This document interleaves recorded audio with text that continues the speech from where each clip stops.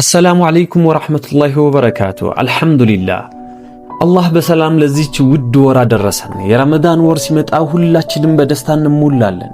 ገበያው ይደራል፣ ቤታችን በረመዳን ሽታ ይታጠባል። ለነገው የመጀመሪያ ቀን ጾም ዝግጅታችንን እናጠናቀቃለን። ነገር ግን ወዳጆቼ አብዛኞቻችን አንድ ትልቅ ስህተት እንሰራለን። ትኩረታችን ሁሉ ነገ በሚጀምረው ጾም ላይ ስለሚሆን ከፊታችን ያለችውን ታላቅ አልማዝ እንዘነጋታለን። እሷም የረመዳን የመጀመሪያዋ ሌሊት ናት። ይህች ሌሊት ተራ ሌሊት አይደለችም። ፀሐይ ጠልቃ የረመዳን ጨረቃ በታየችበት ቅጽበት በሰማያት ውስጥ ትልቅ ግርግር ይፈጠራል። መላእክት ይወርዳሉ፣ የጀነት በሮች በታላቅ ድምፅ ይከፈታሉ።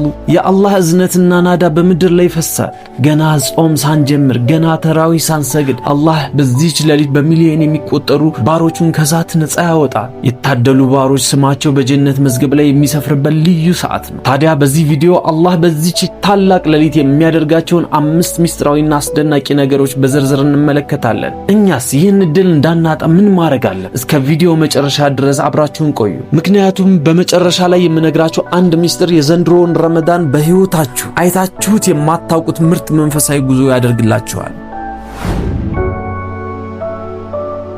አንደኛውና ዋነኛው ነገር የሰማይ በሮች መከፈታቸው ነው። ይህ ሲባል ዝም ብሎ በሮች ተከፈቱ ማለት አይደለም። አላህ ሱብሓነሁ ወተዓላ ለዚች ምድር ልዩ ትኩረት የሰጠበት የመላእክት ግርግር የበዛበት ቅጽበት ነው። ታላቁ ነቢያችን ሙሐመድ ሰለላሁ ዐለይሂ ወሰለም እንዲህ ብለዋል፣ የረመዳን የመጀመሪያ ሌሊት ሲሆን የጀነት በሮች ይከፈታሉ። ከነሱም አንድም በር ረመዳን እስኪያልቅ ድረስ አይዘጋም። እስኪ ያስቡ፣ 8ቱም የጀነት በሮች ወለል ብለው ተከፍተዋል። ይህ ለአማኞች የተሰጠ ልዩ የክብር ግብዣ ነው። አላህ ለባሮቹ ወደ ጀነት ይግቡ እያለ በሩን ከፍቶ እየጠበቀ ነው። ጀነት በዚህች ሌሊት ለጾመኞች ትንኳኳለች፣ ትሽሞነሞናል። ይህ ሌሊት የዱዓ ተቀባይነት ከፍተኛ የሚሆንበት ልዩ ሰዓት። ለምን መሰላችሁ? የሰማይ በሮች መከፈት ማለት በአንተና በአላህ መካከል ምንም ጋሬጣ የለም ማለት። ቃላትህ በቀጥታ ወደ አርሽ ይወጣል። አላህ እኛን ለመማር ወደ ጀነት ለማስገባት ያለውን ፍጹም ዝግጁነት ነው የሚያሳየው። አቤት የሚል ባሪያ ብቻ ነው። ወዳጆቼ ቤታችሁ እንግዳ ሲመጣ በራችሁን ወለል አድርጋችሁ የምትከፍቱት በደስታ ለመቀበል ስትፈልጉ አይደል? አላህም እንዲህ በሩን ከፍቶልሃል። ታዲያ አንተ ምን እያደረግህ? የጀነት በሮች ተከፍተዋል፣ ልብህን ቆልፈህ ትቀራለህ? ታዲያ አንተ ምን እያደረግህ? የጀነት በሮች ተከፍተው ሳለ ልብህን ቆልፈህ ትቀራለህ?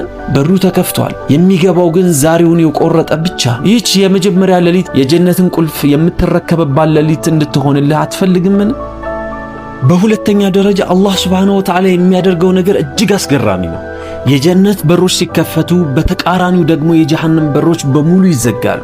አንድም በር ክፍት ሆኖ አይቀርም። ይህ የአላህ ታላቅ እዝነት መገለጫ ነው። በዚህ ወር ባሮቹ ወደ እሳት የሚወስዳቸውን መንገድ እንዲዘጉለት ይፈልጋል። ነገር ግን ታላቁ የምስራች ገና ነው። በዚህች የመጀመሪያ ሌሊት ማሪዱል ጅን የሚባሉት የሰው ልጆችን ወደ ክፋት የሚገፋፉትና መንገድ የሚያስዙት ጠንካራ ሰይጣናት በሰንሰለት ይታሰራሉ። እስኪ አስቡት፣ ለ11 ወራት ሲያታልለን፣ ሶላታችንን እንድንዘነጋ ሲያደርገን፣ ወደ ኃጢአት ሲጎትተን የነበረው ትልቁ ጠላታችን ዛሬ ሌሊት እጅና እግሩ ይታሰራል። አላህ ሜዳውን ላንተ ብቻ ጥሎልሃል። ብዙዎቻችንን አንድ ጥያቄ ይጠይቀናል። ሸይጣን ከታሰረ ታዲያ ለምንድን ነው ሰዎች በረመዳን ኃጢአት የሚሰሩት?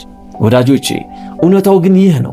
አላህ ትልቁን ጠላት አስሮልሃል። አሁን የቀረው ያንተ ነፍስያ ወይም የውስጥ ስሜትህ ብቻ ነው። ለ11 ወራት ሸይጣን ሲያለማምዳት የነበረው ክፉ አመል በውስጥህ ሊኖር ይችላል። ስለዚህ ይህ ወር እውነተኛ ማንነትህን የምታውቅበት ነው። አላህ ሸይጣንን አስሬልሃለሁ፣ እስኪ አሁን ለኔ ምን ታደርጋለህ እያለን ነው። በዚህች ሌሊት በሰማያት ላይ አንድ አዋጅ ይነገራል። መላእክት እንዲህ ይላሉ፣ የመልካም ነገር ፈላጊ ሆይ ወደፊት ገስግስ፣ የክፉ ነገር ፈላጊ ሆይ ተቆጠብ ይላል። አየህ፣ መንገዱ ተጠርጓል፣ እንቅፋቱ ተወግዷል። አሁን ወደ አላህ ለመሮጥ ምንም ሰበብ የለም። ሸይጣን በሰንሰለት በታሰረበት ሌሊት አንተ በኃጢአት ሰንሰለት ተተብትበህ እንዳትቀር ተጠንቀቅ። አሁን ደግሞ ወደ ሶስተኛው ምናልባትም ልብን በጣም ወደሚያስደስተው ምስራች እንሸጋግራለን። አላህ ሱብሓነሁ ወተዓላ በረመዳን ወር በየሌሊቱ የሚያደርገው አንድ ድንቅ ተአምር አለ። እሱም ባሮችን ከእሳት ነፃ ማውጣት ነው። ነቢያችን ሰለላሁ ዐለይሂ ወሰለም እንዲህ ብለዋል፣ አላህ በየሌሊቱ ከእሳት ነፃ የሚወጡ ባሮች አሉት። ወዳጅ ሆይ ይህ ሂደት የሚጀምረው ደግሞ ከመጀመሪያዋ ሌሊት ነው። ገና አንድ ቀን ሳንጸው፣ ገና በረሃብና በጥም ሳንፈተን አላህ በረህመቱ ብቻ በሺዎች የሚቆጠሩ ሰዎችን ስም ከጀሃነም ዝርዝር ውስጥ ሰርዞ እነዚህ የጀነት ሰዎች ናቸው ብሎ ይመዘግባል። እስኪ አስቡ፣ ዛሬ ሌሊት ስምህ በዚያ ዝርዝር ውስጥ ቢኖርና እገሌ ከእንግዲህ እሳት አይነካውም ተብሎ ቢታወጅ ከዚህ በላይ ምን ስኬት አለ? ከእሳት ነፃ መውጣት ማለት ምን ማለት መሰላችሁ? አላህ ከእንግዲህ አንተን ላለመቅጣት ቃል ገባ ማለት ነው። ሕይወትህ ይባረካል፣ መጨረሻህ ወይም ሐቲማህ ያምራል። ቀሪው የረመዳን ጊዜህም በኢባዳ የተሞላ ይሆናል። ምክንያቱም አላህ መርጦሃል። ይህ እድል ለታላላቅ ዑለማዎች ብቻ የተሰጠ አይደለም። ላንተ፣ ለኔ፣ ላንቺ፣ ለሁላችንም የተከፈተ እድል ነው። ታዲያ ይህች ሌሊት ስምህ የሚመዘገብባት ሌሊት እንድትሆን አትፈልግምን? ዛሬ ሌሊት ወደ አላህ ተጠጋ። ያ አላህ እኔ ደካማ ባሪያህ ነኝ፣ ኃጢአቴ ቢበዛም እዝነት ግን ይሰፋል በል። ዛሬ ሌሊት ስሜን ከእሳት ነፃ ከሚወጡት ጋር አድርግልኝ ብለህ በለቅሶ ለምነው። አላህ የለመኑትን የማይመልስ ጌታ ነው።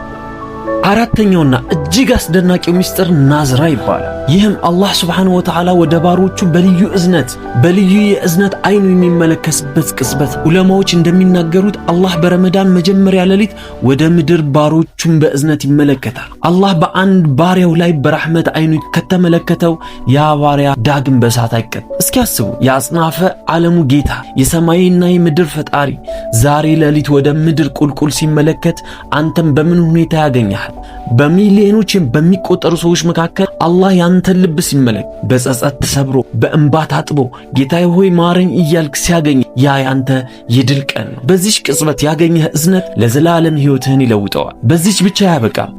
አምስተኛው ተግባር የመላእክት ዱዓ ነው። ሚሊዮኖች መላእክት በምድር ላይ የተዘዋወሩ ለአማኞች ምህረትን ይለምናሉ።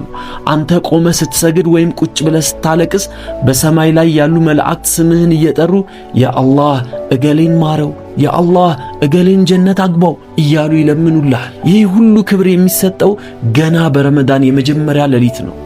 እንግዲህ ውድ ወንድምና እህቶቼ ከደቂቃዎች በኋላ ይህች ታላቅ ሌሊት ትመጣለች። የጀነት በሮች ይከፈታሉ፣ የጀሃነም በሮች ይዘጋሉ፣ ሰይጣን ይታሰራሉ፣ አላህም በእዝነቱ ይመለከተናል። ታዲያ ይህን ሁሉ ጸጋ ይዘን በቸልተኝነት መተኛት አለብን?